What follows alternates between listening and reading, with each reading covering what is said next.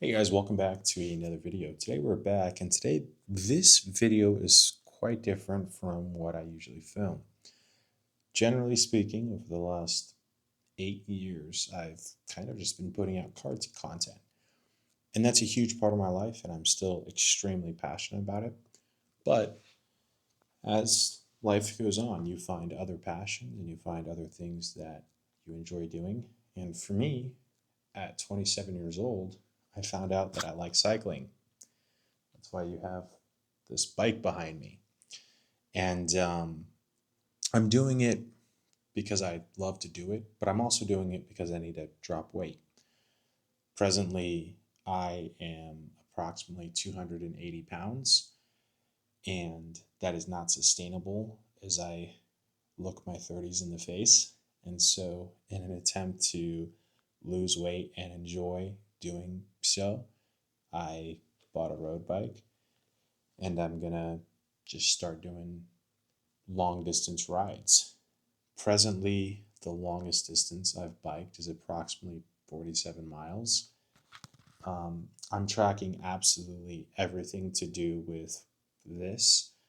The only thing I haven't installed on my bike yet is power meters. I do have a set of power meters. I haven't installed them because I want to just build consistency first and then track my progress over time.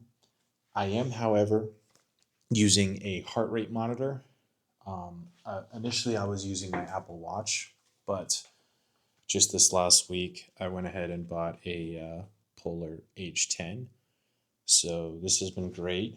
And the reason I'm tracking my heart rate is because if I'm doing endurance events, I want to make sure that I'm not overexerting myself. And while I'm riding, I can see my heart rate as I'm going down the road, see what zone I'm in. Preferably, I try to stay in zone 3, not really overexert myself and get into zone 4, zone 5. Um, I should be trying to drop back and do a lot more zone 2 training, especially on these longer rides. But for my weight at this point, my height, most of my training happens in zone 3 because I'm unseasoned and I'm not as experienced as other riders where I can kind of just control my output and maintain a relative speed. I am using a Wahoo Element Roam 3 to track mileage, speed, calorie burn, all of that in association with my heart rate monitor. And yeah, I mean, I've not really spent that much money on all of this. I mean, relatively speaking, um, I'm using $80 RAI bike shoes. Um, Obviously, my bike, it's a Specialized Roubaix. I'm not one of the tarmac guys yet. So yeah, I have this Roubaix. I bought it used on eBay for 2,500 bucks, and I've really only done tires and a seat on it. Outside of that, I haven't really done much to it. I actually added these water bottle cages from another road bike that I had bought, but I didn't personally pay for them. I got this water bottle for free from completing a Strava challenge. And then, of course, I paid for this one at my local bike shop. Uh, but yeah, I mean, the bike is stock by all measures, and it's going to maintain a stock configuration for the foreseeable future because I'm a beginner and I don't need all that high tech crap that the bike industry tries to sell you. I went ahead and I went to REI and I got a bike kit. I paid $26 for my shorts as well as my jersey. I did use some of my REI cash back because I'm a lifetime member of REI. So I did get a pretty crazy discount. If I were to go buy everything as I owed them, it probably would have been approximately $72. But because I had my cashback rewards, it really did only cost me about $26, $27 for the bike kit. And then the socks that I use are just some socks that I got for free after buying so many undershirts because I wear undershirts for work. Um, but yeah, that's pretty much. Oh, and I won some cycling glasses in a raffle over the holidays. Um, they are they are scratched just from going down the road. They have incurred a little bit of damage. Um, maybe yeah. Hopefully you can't see it. I can see it, but it doesn't affect visibility out of them. Um, so that's cool. They still work perfectly fine. I do need to figure out how to get them not to fog. I think I need to get like either anti-fog wipes or just start spitting on the inside of the lenses. Truthfully, like when you're snorkeling. But yeah, just trying to lose weight and do it in a way that I enjoy. I am already seeing progress in my cardiovascular endurance, which is nice. I really do prefer not to be out of breath having a conversation. And I was at a point where I was out of breath having conversations with people. And I talk for a living, so that's not really going to fly. I feel better most days, and I'm doing my best to kick all of my bad habits. From a dietary standpoint, I am eating a very controlled diet of protein and healthy fats in the morning. And then I actually opt out of lunch, and then dinner is fiber full, vegetable full, low carb, high protein. Um, I'm trying to stay away from sweets, and I don't drink soda. I try to have my only consumption be water. I'm attempting to kick caffeine. I've not really been in dire need of caffeine lately, although that might be subject to change, just kind of depending on how this thing goes. But yeah, I'm just gonna give this my best effort, and hopefully I can trim up and lose weight. My target weight is 210 pounds. And to motivate me to get to this goal, I have actually signed up for a 525-mile endurance event. So I will be cycling from San Francisco to Los Angeles over the course of, I believe, 8 days. So you figure that's probably about 60 miles a day. I think the seventh day is 70 miles or 80 miles, but um, there's some pretty crazy elevation gain and all of that during that trip. And that's in a few months. That's at the end of September. So I believe it's the 28th of September through the 3rd of October. I'll be doing that. So yeah, that's what's going on. I don't generally like to get in front of the camera and ramble, but the truth is I'm an overweight guy, and I've been overweight for quite some time. And public accountability is hard to take, right? Um, so yeah, this is me being publicly accountable, and maybe I can make some fun bike content along the way. Um, I have found a cycling buddy, and I've been cycling with him for a couple of weeks now. He's a older retired gentleman who lives like 9 miles that way. His name's Jim. So yeah, Jim's a cool guy. He's a down to earth gentleman. I think he's 70 years old, and he beats me up hills. Cycling is a very humbling sport. You think you're fast, you think that maybe like you're the best there is, and then a 70-year-old beats you up a hill, which is pretty crazy.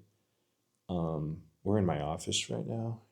It's dark outside, so I just have these um, strip lights on, and also I my my actual light in here doesn't work, so I just lined the walls with these white strip lights, and they work fine. But yeah, guys, this is my coming to Jesus moment. If you guys want to see more cycling content, I know this wasn't really a cycling video. This is more of like, hey guys, I'm gonna be doing cycling kind of video. But make sure you subscribe. Um,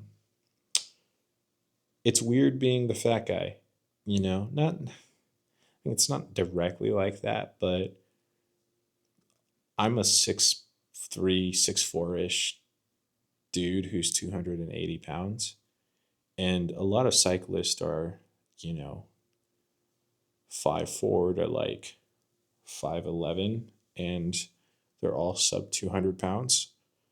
And so it's very humbling being the overweight large guy. And I don't think anything of it because I know that everybody's on their own fitness journey.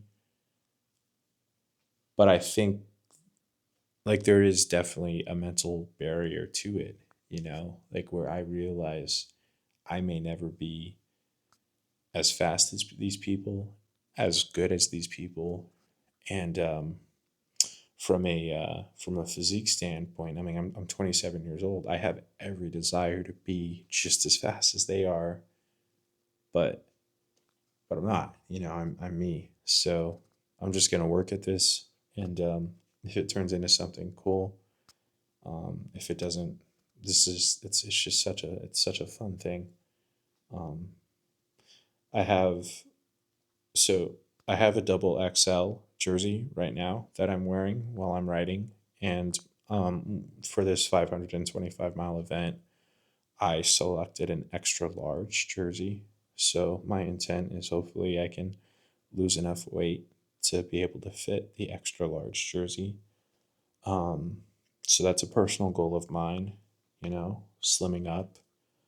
Um, and then for the shorts, I mean, again, same story there. Right now, I'm wearing double XL shorts, and my goal is to hopefully drop a pant size and be wearing extra large shorts during the event. It's daunting. It's absolutely daunting. I'm so far away from being able to be even close enough to think about doing a 525-mile event that in some ways I'm kind of psyching myself out. But in a lot of ways, I'm just going to give this my best shot. And, you know, being in the Army 5 years ago or however long it's been at this point, it teaches you to never quit and to never accept defeat. It's actually one of our mantras. And, you know, there's definitely been times where I was going up a hill, which, by the way, I'm sure that in, you know, a couple of years, I'm going to be going up even steeper hills and even crazier climbs and stuff. But there's this one hill not too far away that I got off the bike 3 separate times and I just took a break on that hill because I was not strong enough to get up it. You know, I was weak. And on my this last Sunday ride, I had a momentous occasion where I made it all the way up that hill. Granted, I did it slowly and I was in my easiest gear, but I made it all the way up that hill without stopping. And I was scared to do it because I had just, you know, biked 30 something miles. And so I was just thinking, like, I do not have it in me to go up this. I think it's 367 feet over, sorry, 355 feet over 0.67 miles. So, you know, kind of a little bit steep, relatively steep. Maybe it's not so steep for whoever's out in like, you know, a hilly area, but it was pretty freaking crazy, like just looking up. And then it's one of those hills that curves, so you can't actually see the summit of the hill. So you have to go around the curve, and you know that around the curve there's more hill. So you have to get past like that mental barrier. But you know, just trying my best to improve every time that I'm on the cycle.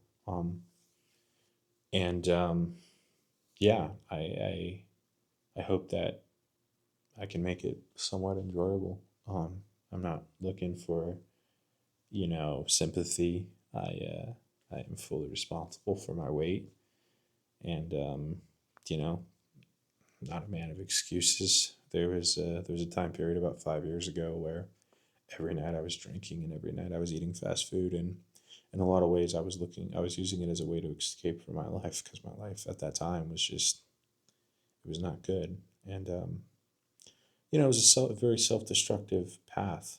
The heaviest I was, like, during that time is, I got to 311 pounds. And I was in Vegas at my uncle's wedding, and Fremont Street, and the Fremont Street Experience is this restaurant called the Heart Attack Row. And if you weigh over 300 pounds, I think you get to eat for free or something like that. And as a joke, I got on the scale outside of the restaurant, and I clocked in at 311 pounds. And I was like, oh, maybe it's not a good idea for me to eat here.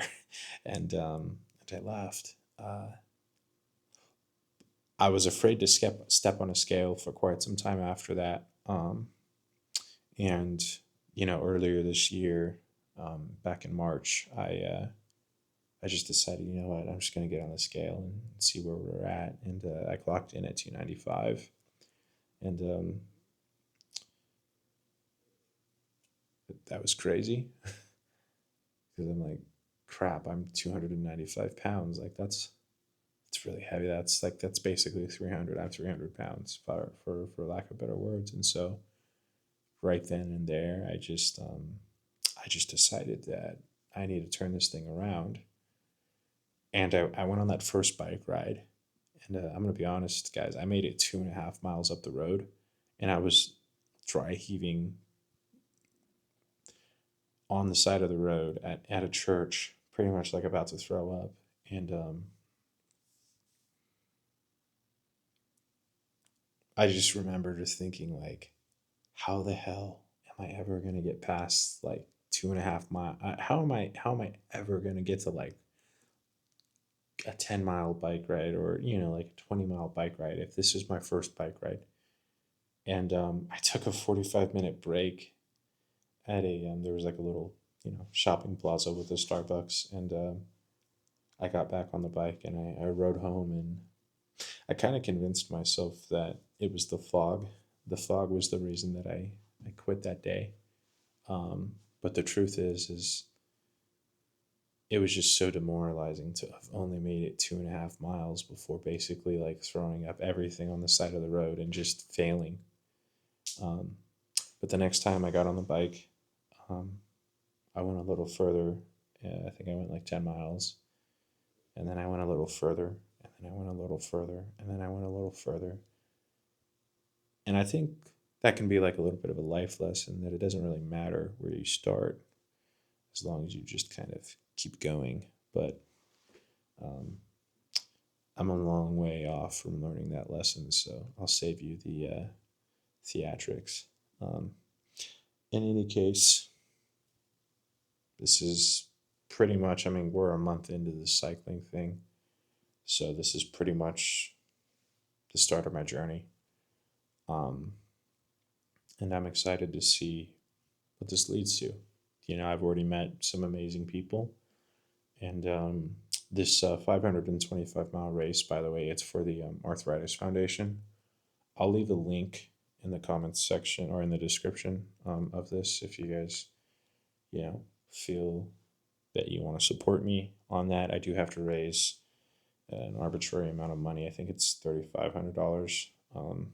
And I promise I don't need your money. I actually plan to just pay the whole thing myself, but it wouldn't be much of a fundraiser if I didn't at least try to fundraise. So only if you feel obligated to, and if you support the mission. I don't want you guys to feel like you have to. You don't. But it's for a good cause, and it's a cause that I personally believe in. But hopefully by the time it comes time to do that event, maybe I'm like 260, 240, 260-ish. So I weighed in this morning at 276, but 276 in my mind is basically 280 until I get to like 274. Then that's basically a 270, rounding, some rounding knowledge or rounding errors. But yeah, this is the start of a hopefully a lifelong endeavor to just try to be a little bit better. I'm not saying 1% better a day because I mean I don't want to like set the bar too high, but yeah. I hope you have a good day and or night wherever you may find yourselves. And for my regular viewers who enjoy car content, my next video is actually sponsored by CJ Pony Parts, which is the premier parts manufacturer of all things classic Mustang, and I do have to install those classic Mustang seats over there. So that's something for you guys to look forward to.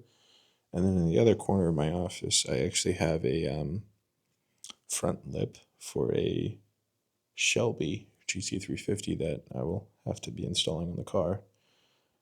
It is, in fact, not my Shelby GT350, but a close buddy of mine's. So, yeah, I will see you guys in the next video. And yeah, I guess I wanted to publicly document this because the elephant in the room has been me, and that's a hard pill to swallow,